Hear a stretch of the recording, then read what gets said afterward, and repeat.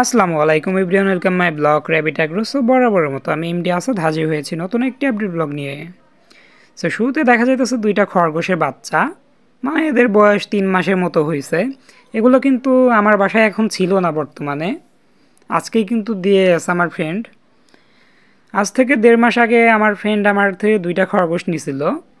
ওদের গ্রোথ কিন্তু অনেক সুন্দর ছিল তখন, আর এখন কিন্তু একদমই বাজে একটা অবস্থা করে ফেলছে।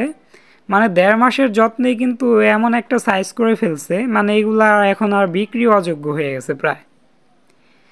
একটা খরগোশের দেখা যেতেছে লায়ন লব খরগোশের মতো কান হেলে পড়ছে, যেটা সাধারণত দেশি খরগোশের কখনোই হবে না।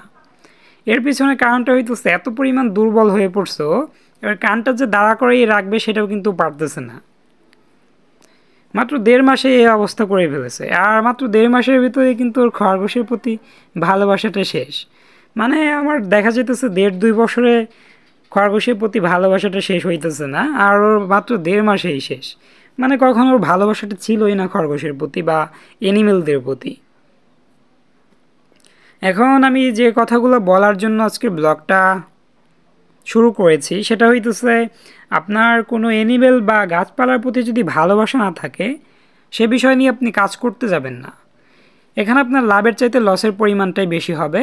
অবশেষে আপনি কিন্তু বলবেন যে লাভের পরিমাণের চাইতে লসের পরিমাণ এই জিনিসগুলোতে বেশি হয়। কেউ এগুলো নিয়ে কাজ করতে চাইলেও দেখা যাবে আপনার কথা শুনে কাজ করা বন্ধ করে দিয়ে অন্যদিকে চলে গেছে। সাধারণত এই খরগোশগুলোকে এত পরিমাণ যত্ন করছে, মানে টেক কেয়ার করছে, এগুলাকে কি বলবো। সো এদের এমন সাইজ করে ফেলছে। সাধারণত আপনি যতই ভালো খাবার খাওয়ান, ভালো খাবার খেয়েই শুধু কাজ হবে না যদি যত্ন না করেন। মেনলি হইতেছে যত্ন, খাবার, এই দুইটা জিনিস ভালো একটা পরিবেশে না রাখলে কিন্তু কখনোই ভালো কিছু করা সম্ভব না।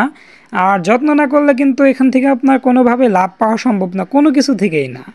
শুধু হাঁস মুরগি আর খরগোশ গাছপালা এগুলো না, 2 পিস কোয়েল দিয়ে কিন্তু কোয়েল পালনের যাত্রা শুরু করি মাত্র কয়েক মাস আগে। এখন আমার ছোট বড় মিলিয়ে প্রায় 90 পিসের মতো কোয়েল এখন আছে, আরও অনেক কিন্তু সেল করা হয়েছে।